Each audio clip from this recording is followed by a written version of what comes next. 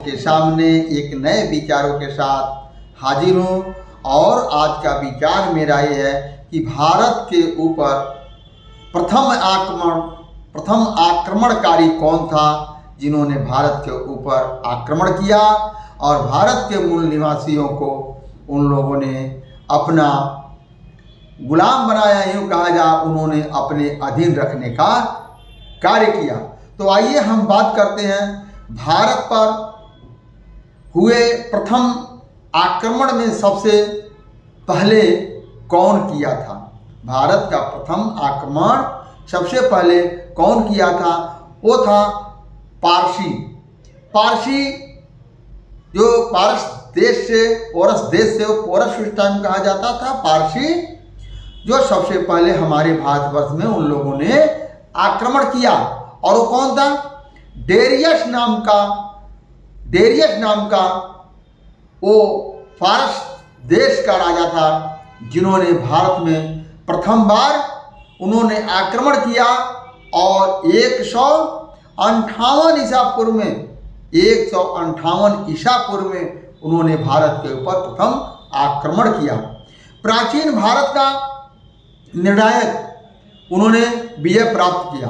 वह प्राचीन भारत का पहला डेनियस था, जिन्होंने अपने आक्रमण कार्य में सफल हुआ और भारत पर उन्होंने निर्णायक जीत का प्राप्त किया।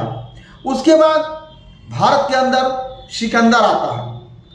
उसके बाद भारत के अंदर सिकंदर का आक्रमण हुआ, जो वह एक यूनानी था। सिकंदर एक यूनानी था।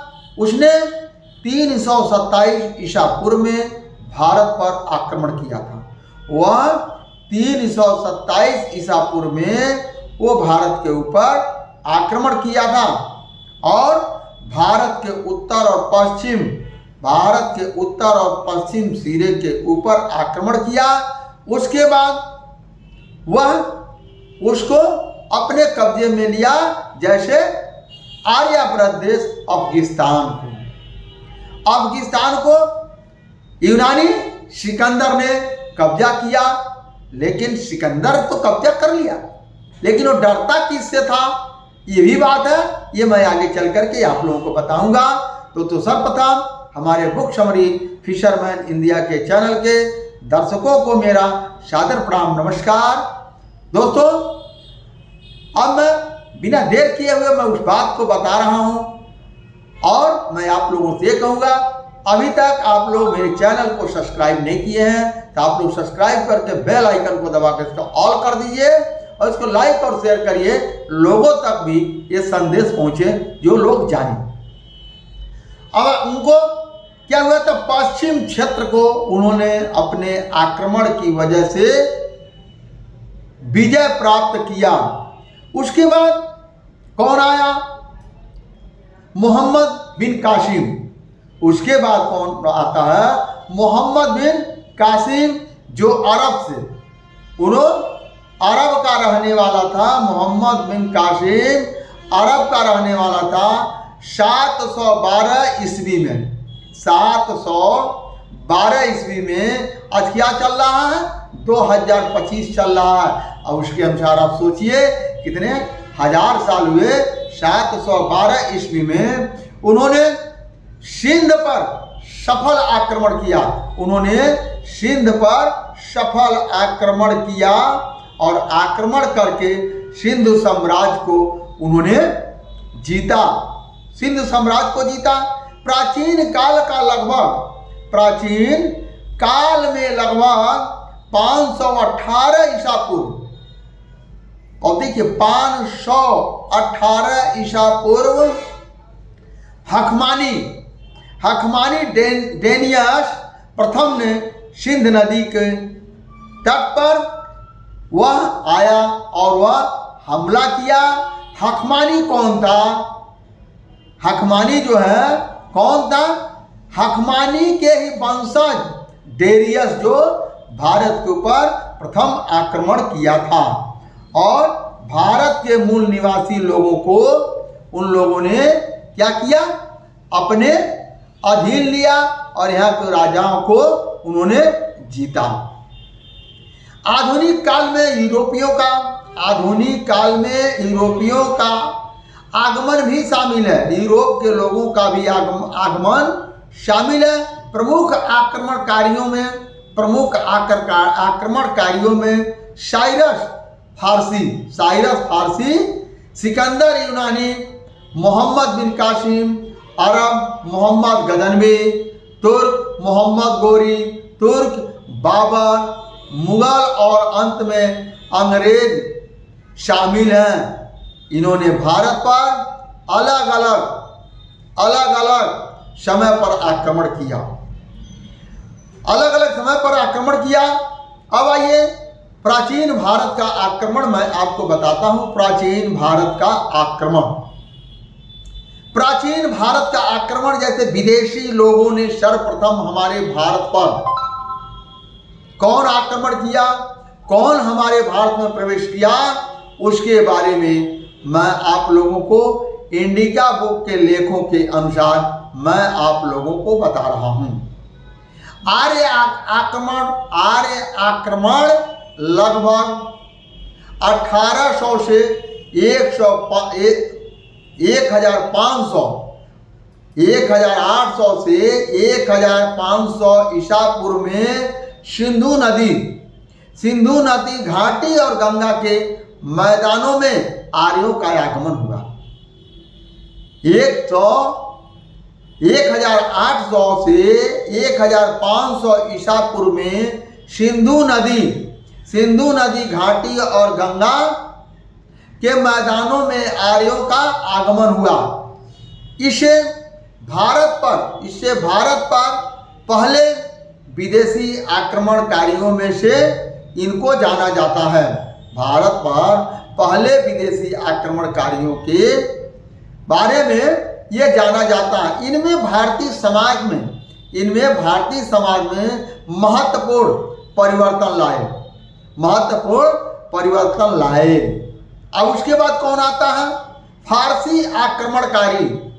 फारसी आक्रमणकारी लगभग 550 ईसा पूर्व में फारसी जो है आक्रमणकारी 550 ईसा पूर्व में हखमानी साम्राज्य के सम्राट शायरन ने उत्तर पश्चिम भारत पर आक्रमण किया और गंगाधर क्षेत्र पर कब्जा कर लिया। ये दोस्तों ये साक्ष्यों के साथ है। उसके बाद अब सिकंदर कब करता है? जैसे पीछे मैंने अभी आप लोगों को शॉर्ट में बता दिया, लेकिन मैं सिकंदर को बता रहा हूं। सिकंदर का आक्रमण 327 ईसा पूर्व में भारत पर आक्रमण किया। सिकंदर ने 327 ईसा पूर्व में भारत पर आक्रमण किया और 326 ईसा पूर्व में झेलम नदी के जो युद्ध के राजा पोरस को हराया। जो झेलम के राजा थे पोरस को सिकंदर ने हराया और पोरस राज्य को अपने अधीन कर लिया। लेकिन दोस्तों सिकंदर किससे डरता था? सिकंदर जो डरता था तो वह संदरकोस नाम के राजा से सिकंदर डरता था। उनका नाम सुन करके वो राज्य के सीमा से कई किलोमीटर आगे वो भाग जाता था और संदरकोस नाम का राजा जो भारतीय थे जिन्होंने अखंड भारत का निर्माण किया। और संदरकोस किसको कहा जाता है? संदरकोस राजा चंद्रगुप्त मौर्य को ही संदरकोस कहा जाता है। चंद्रगुप्त मौर्य को ही संदरकोस कहा जाता है। मध्यकालीन भारत के ऊपर आक्रमण, मध्यकालीन में भारत के ऊपर आक्रमणकारी कौन कौन आए, कौन कौन थे, ये आप लोग वीडियो के अंत तक बने रहेंगे। बहुत सारे आक्रमणकारियों के बारे में आप लोग जानेंगे जो कि भारत का प्राचीन और दुर्लभ इतिहासों में ये छिपा हुआ है।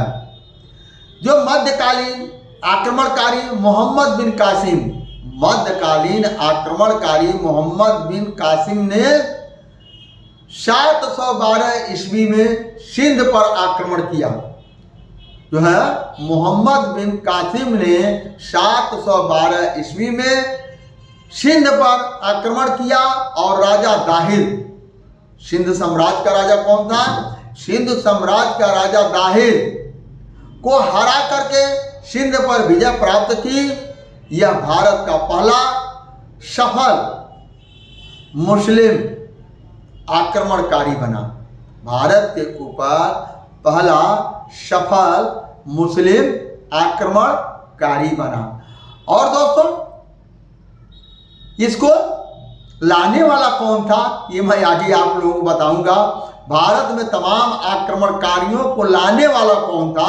ऐसे नहीं कोई आया दोस्तों, ऐसे कोई नहीं आया, इनको लाने वाला कोई और था जिन्होंने लेकर के आया और यहां पर हमारे भारत के ऊपर आक्रमण करवाया।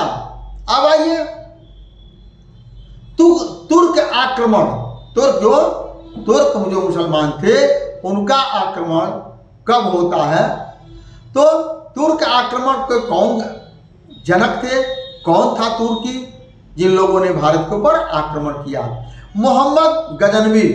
मोहम्मद गजनवी 1001 ईस्वी में भारत पर कई बार आक्रमण किया। मोहम्मद गजनवी ने 101 ईस्वी से लेकर के भारत में कई बार उन्होंने आक्रमण किया। मोहम्मद, उसके बाद कौन आक्रमण था? मोहम्मद गोरी का आक्रमण। मोहम्मद गोरी का आक्रमण, मोहम्मद गोरी ने 1175 ईस्वी में, मोहम्मद गोरी ने 1175 ईस्वी में भारत पर आक्रमण शुरू किया। इसने भारत में तुर्क साम्राज्य की नींव रखी। क्या हुआ? मोहम्मद गजनवी रख नहीं पाया, मोहम्मद गजनवी तुर्क का साम्राज्य भारत में नहीं रख पाया, लेकिन मोहम्मद गौरी ने भारत पर 1175 ईस्वी में उन्होंने तुर्क का साम्राज्य रखा, यानी यहाँ को जीत करके उन्होंने उस साम्राज्य को रखा।